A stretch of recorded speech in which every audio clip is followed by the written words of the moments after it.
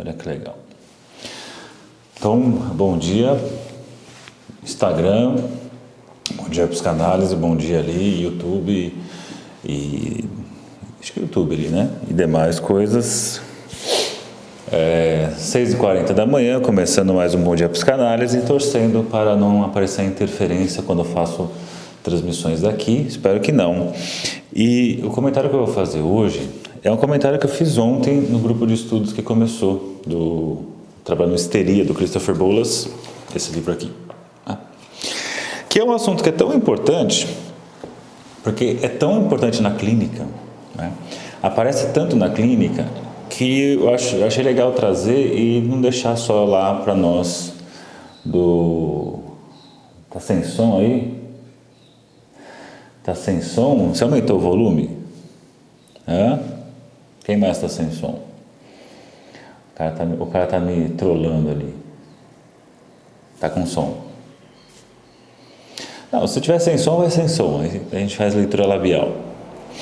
Mas é um assunto que eu trabalhei ontem com o pessoal do grupo. Ó, som perfeito, você que me sacaneou, olha só.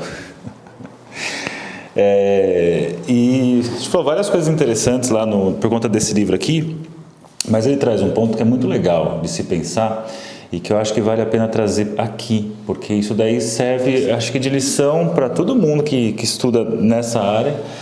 Ainda que se você não quiser tomar a lição toda ou concordar completamente, eu acho que pode abrir um pouco a cabeça, abrir um pouco o raciocínio para algumas coisas. Então, acho que é legal passar por aí. Que nesse livro, num capítulo 2 chamado Epifania Sexual, né, o aparecimento da sexualidade, o surgimento da sexualidade, ele vai dizer sobre o efeito que isso tem no self. Quando eu falo self, é o si mesmo, o self... Pode pensar o eu, né? O nosso eu, o eu na nossa personalidade, coisas assim. Não vou aqui conceitualizar o que seria o self, porque eu poderia ficar fazendo várias... Demoraria muito só para tentar fazer algo do tipo. Ele começa colocando uma coisa assim, um diálogo bonitinho da mãe com o Hans, né? O pequeno Hans famoso aí, caso que o Freud atendeu via o pai do Hans, em que a mãe diz assim... diz assim, ó... Aos 4 anos e meio, enquanto sua mãe lhe dava banho, ele passava talco em volta do pênis, tomando cuidado para não tocá-lo. Hans pergunta, por que você não coloca o dedo aí, né, no pênis?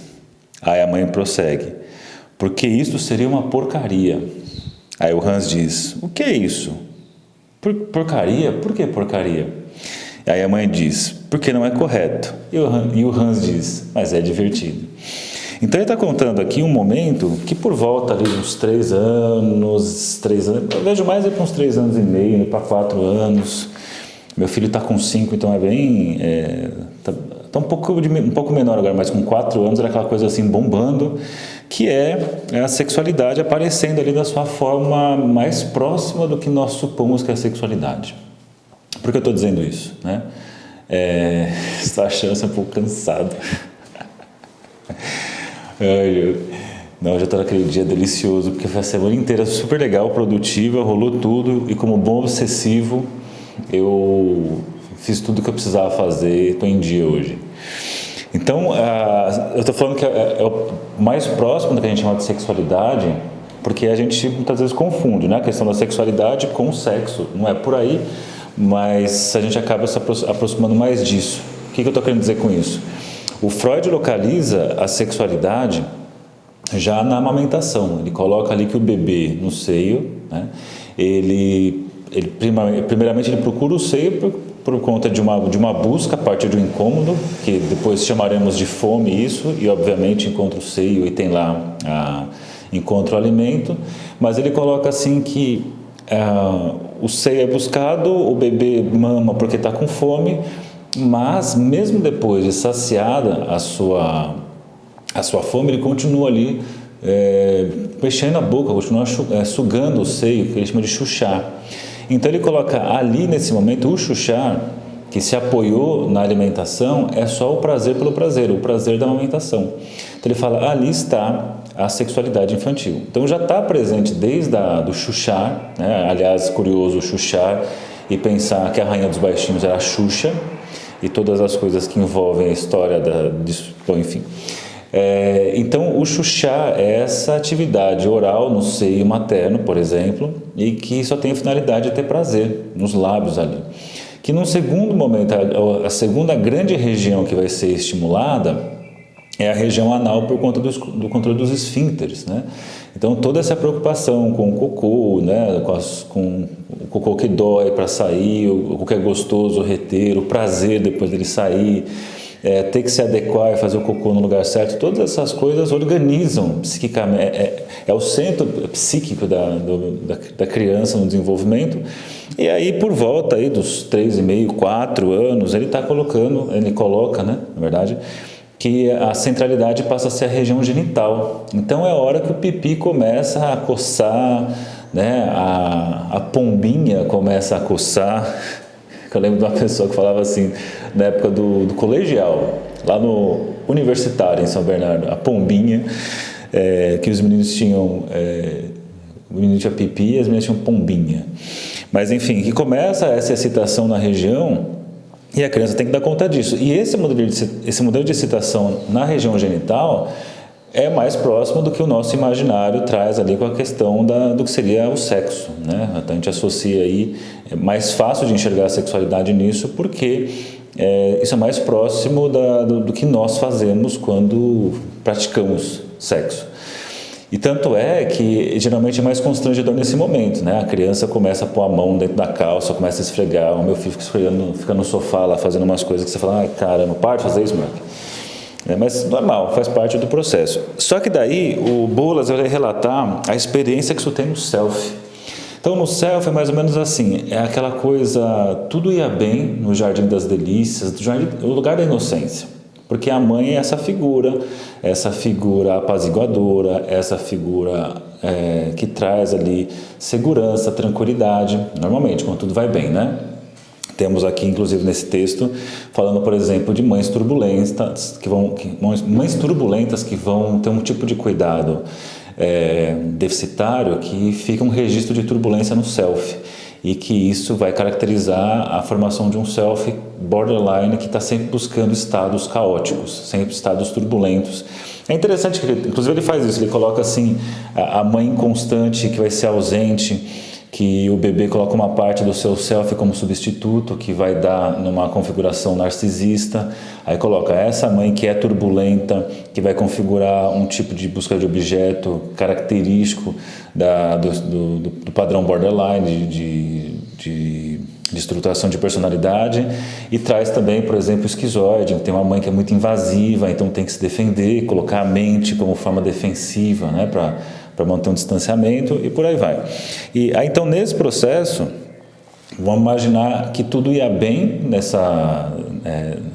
nessa relação com a mãe, com os pais, né? Aquela coisa, a calmaria, e que aí, de repente, vem essa excitação. E aquela mãe que era um ser puro, aquela mãe que era um ser que era só ternura, vem uma outra coisa por ela, vem a excitação de querer se esfregar no corpo, do pai também, de querer assistir o pai, de assistir a mãe, de encostar, de sentar no colo, de se esfregar, todas essas coisas.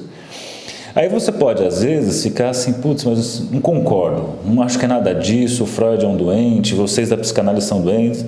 Nada impede de que nós sejamos doentes mesmo, isso daí não vou descartar, pode ser mesmo, mas isso não elimina o fato de que você pode observar essas coisas. E eu comentei ontem no grupo, eu trago aqui para vocês também, que a primeira vez que eu me deparei com esse raciocínio foi com o José Alteral. José Alteral, eu estava numa palestra dele e foi muito curioso porque eu estava sentado do lado dele, sem saber quem ele era ele, e fiquei conversando com ele sobre o Winnicott e sobre o José Alteral, até que em determinado momento, e falei, pô, cara, legal esse senhor aqui do meu lado. Em determinado momento abriu lá a palestra e o José Alteral. Espera que travou ali. Vamos ver aqui. Então, aí eu estava lá, do lado do José Alteral, sem saber que era José Alteral, porque na época não tinha internet assim, né? Eu tinha um celular, mas não entrava na internet. Eu estava sentado do lado dele, trocando uma ideia, assim, falando sobre o Winnicott, falando de José Alteral, não sei o quê. Falei, pô, cara, senhor bacana aqui do meu lado. Aí a mulher que abriu, que estava abrindo a palestra, agora com vocês, José Alteral. Aí o cara levanta e vai. Assim, eu falei, nossa. É bem aquela coisa, por não saber que era impossível, ele foi lá e fez. Tá cortando um pouco porque eu tô com um lugar de conexão instável, mas depois o vídeo fica liberado ali no YouTube. Tá gravando ali com uma qualidade melhor, se tudo der certo, né? Então, eu lembro do Alteral contando assim, ele trouxe uma perspectiva muito legal, ele tinha um trabalho bonito com adolescentes, e ele trouxe pra gente uma perspectiva, ele falou assim, imagine, da noite pro dia, você tem lá uma melhor amiga, um melhor amigo, sei lá, uma melhor amiga, você tem lá, você é um pré-adolescente, tudo vai bem, e aí então você que sempre abraçou sua amiga, está junto com a sua amiga, e de repente você sente uma excitação por ela. Você fica excitado, você quer estar junto, seu coração acelera, seu sangue esquenta, coisas em você endurecem, coisas em você, né, se excitam. Como é complicado, o que fazer dessa amizade, né, o que seja com a menina com o menino, do menino com o menino, da menina com a menina, do menino com a menina, da menina com o menino, sei lá eu, o que fazer disso? Então, se antes era um jardim das delícias, a inocência, por exemplo, agora passa a ser uma complicação. Quando o sexo entra em cena, né, quando a sexualidade entra em cena, tudo complica. Quem nunca aí de vocês, esse horário, porque está acordado esse horário, aqui tem uma questão, né? Não é possível. Mas quantos de vocês aí tinha ou tem um colega e que tudo funcionava de um jeito até um dia rolar uma tensão sexual entre vocês? Seja porque teve uma troca de olhar que deu, ai caramba, rolou um negócio, ou rolou um beijo, ou rolou uma pegada, né? Se pegaram, e que depois que se pegaram a amizade fica de uma outra forma, porque a dimensão... e agora, né? E agora fudeu tudo. Então, veja isso. Então, imagine isso na versão kids, na versão crianças, na versão da criancinha que tudo ia bem, de repente está ali excitada com o corpo materno, com o corpo paterno. E diz assim, ó, olha que interessante o que ele fala. Desta forma, a sexualidade destrói a inocência de um self e da mãe, transformando a utopia pré-pecado original do papai e mamãe em mundo do self e objeto sexual. O que está rolando existia um mundo chamado pré-genital e a partir desse momento passa a existir um mundo genital. O pré-genital é o lugar da inocência, o genital é o lugar do pecado. A questão é que quando se diz que passa para o lugar do pecado, atribui-se um passado suposto de uma inocência. Só que não dá para chamar de inocência enquanto você está nesse lugar. Você só consegue perceber que é um lugar de inocência depois que você passa para o outro lugar genital, que não é inocente, e aí você pode suspirar pelo momento anterior. Ali era inocente e tudo era mais fácil, tudo era mais simples, né? E nessa hora começamos a criar fantasias de que no passado as coisas eram diferentes, as coisas eram mais tranquilas, as coisas eram mais calmas e que agora as coisas são complicadas. Então, de forma muito geral, está dizendo assim, tudo ia bem, na tranquilidade da sexualidade, ele não está atrapalhando em nada, né? A criança está nas suas brincadeiras, nas suas explorações, e aí chega uma hora que vem um estalo assim, e aquilo passa a ter uma outra dimensão, a complicação que é para a criança ter que lidar com isso, porque ela sai desse lugar de inocência.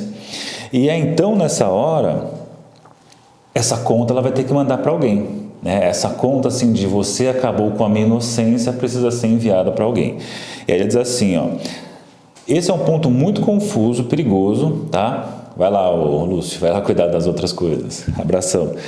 Esse é um ponto que tem que tomar muito cuidado, porque olha só que ele fala assim, certas memórias de abuso sexual recordam o momento em que houve uma intrusão da sexualidade no self. Olha só. Que diz assim, né? Freud afirma que a tentativa de estupro, pensando nessas fantasias, dessas lembranças de infância, revela a menina imatura de um só golpe toda a brutalidade do desejo sexual. Temos aqui um vespeiro para mexer, mas pelo menos da nossa área a gente precisa tentar ter a cabeça aberta e mexer sobre o assunto, né? Tem pontos difíceis aí, Porque cai naquela coisa que eu já fiz em algum momento uma fala sobre isso e posso fazer algum bom dia falando sobre isso, sobre abuso e fantasia de abuso, pensando na infância, que é uma coisa muito comum na clínica, você escutar pessoas dizendo acho que fui abusado na clínica, acho que fui abusada na clínica, alguma coisa dessa ordem, e que aí o ponto é, será que realmente as pessoas foram abusadas ali ou não foram abusadas, trata-se de uma fantasia? Porque qual que é a ideia que está trazendo aqui? Essa violência de quando a sexualidade, dessa epifania sexual, ela causa essa expulsão de um lugar de inocência e, cara, você tem que cobrar alguém por ter tirado sua inocência. E muitas vezes elege-se ali a mãe, o pai, o tio, alguma figura que a criança tenha um certo desejo, né? Tinha essa coisa do desejo, e sei lá, era aquele tio super simpático, aquele tio carismático, que você adorava estar junto, sentar no colo e brincar, e que mudou a chavinha justamente ali com ele. E aí vem aquela ideia assim, foi ele que causou isso em mim, ou o meu pai, ou a minha mãe, ou a minha tia, ou meu amiguinho, ou meu vizinho, vizinha, que leva a isso, assim, a pessoa sempre fez aquilo, mas em algum momento aquele olhar, que era um olhar que era super prazeroso e inocente, em algum momento virou a chave e tem uma outra conotação, tem aquele sentido mais que agora implica a interpretação via invasão do sexual nessa criança. Só que aí, obviamente, isso é bem perigoso, porque você tem casos que realmente aconteceram abusos na infância, né? E aí a Rodinesco, ela traz nos seus escritos abordando o tema, ela fala do perigo, assim, o perigo de você tomar uma situação que realmente teve um abuso na infância por uma fantasia, isso é um perigo, que você está aí descartando, né, uma situação real que foi violentíssima, mas ela fala, mas é um perigo tão grande quando você toma uma fantasia por uma situação real. E aí a gente está falando disso ontem no grupo, assim, que é um ponto que nós temos que escutar e tomar muito cuidado, mas não podemos, apesar de ser um vespeiro isso daí, a gente não pode abrir mão de escutar sobre isso, pensar sobre isso, porque como é que a gente vai conseguir avaliar se foi ou se não foi, né? Em termos de aquela cena da infância, foi um abuso mesmo, não foi um abuso, ou teve a ver com essa violência da invasão, né, da sexualidade que destrói a inocência do self, ou se realmente teve algo assim, né? É difícil ter essa precisão, mas aí que entra o nosso trabalho de escuta, para escutar mais coisas, onde vai e os desdobramentos disso. O Násio, ele dá uma dica que também, assim, não resolve a nossa vida, tá? Então, não entendam errado. Ele traz mais uma dica para ajudar a pensar, em que ele traz no livro Édipo, inclusive eu tenho lá esse Édipo do Zero no YouTube, o curso gratuito, em que ele coloca assim como, ele diz assim sobre essas fantasias que são criadas, e ele fala assim, nunca confunda esse despertar, esse convite, né, ao sexual ali na infância, que faz parte de um processo natural da sexualidade entrando no self, destruindo o self, e que apesar disso vai criar uma vida sexual rica, apesar de esses flashes de suposto abuso, esses elementos entram como elementos excitantes que vão fazer parte de uma fantasia que a pessoa inclusive usa como elemento do seu repertório sexual na vida adulta, por exemplo. Ele fala, é diferente de quando você tem um abuso real, casos de incesto, por exemplo, reais, em que ele fala, isso destrói a sexualidade. Então, uma tem um colorido, a outra é preto e branco. Uma tem criatividade, a outra é morta. A outra fica assim, destruída, e muitas vezes você tem, né, se isso é um caso de abuso, você tem, né, muitas vezes a repetição disso, né, replicar a situação de abuso, o abusado virando um abusador no futuro. Então tem essas ideias. Então é bem interessante isso é muito legal, porque na clínica com adolescentes você escuta muito esse momento, uma certa, entre aspas, depressão na adolescência, pré-adolescência, um horror ao corpo do adolescente, por exemplo, porque o corpo tá excitado, por exemplo, a menina os seios crescendo, está ficando com dimensões de uma mulher, o menino também está falando com outras dimensões, e lidar com isso, né, lidar com a sexualidade, com os efeitos dela no corpo, isso entrando no self, realmente, né, causa aí uma sensação de destruição de inocência, né? E eu lembro do Dr. Al falando que cria uma solidão assim, o que eu faço agora, né? É como se fosse o mito do Édipo, quando ele se dá conta que ele matou o pai e ele se casou com a mãe e teve filhos com a mãe. Ele fica naquela coisa solitária, vagando solitário por aí. Então, essas e outras ideias, obviamente, tem aqui. Isso aqui faz parte do livro Histeria, do Christopher Bullas. O grupo de estudos que começou ontem, muito legal, ao vivo pelo Zoom, 2 horas de encontro, que daqui a pouquinho, quem fez o grupo ontem, eu vou editar o vídeo rapidinho e colocar lá na plataforma Hotmart. Outros recados, dia 30 de outubro começa o curso Diagnóstico Psicanalítico, 12 semanas aí, estudando diversos tipos de personalidade. São 10 personalidades que nós vamos estudar. A gente começa falando de o que é as escolas da psicanálise, os vários olhares. Segunda aula a gente fala dos níveis de organização de personalidade e depois começa a falar das várias personalidades, psicopática, obsessiva, esquizoide, histérica. Aí na histérica eu uso um pouco desse livro aqui, sei lá, borderline, narcisista, depressiva, maníaca, masoquista, dissociativa, etc. Então, durante 12 semanas vamos trabalhar isso. Se tiver interesse, é só ir lá no meu Linktree ali no perfil do Instagram, clicar e acessar o caminho para você adquirir. E também de quartas-feiras o grupo Praxis Lacaniana, para os lacanianos aí, quem curte estudar Lacan, também acontece de quarta-feira aulas ao vivo pelo Zoom. Então, beleza? Bom dia aí, psicanálise, bom dia, obrigado pela companhia. Tenha uma ótima sexta-feira, sextou, feriadão pela frente, é isso aí, aproveitem e tchau!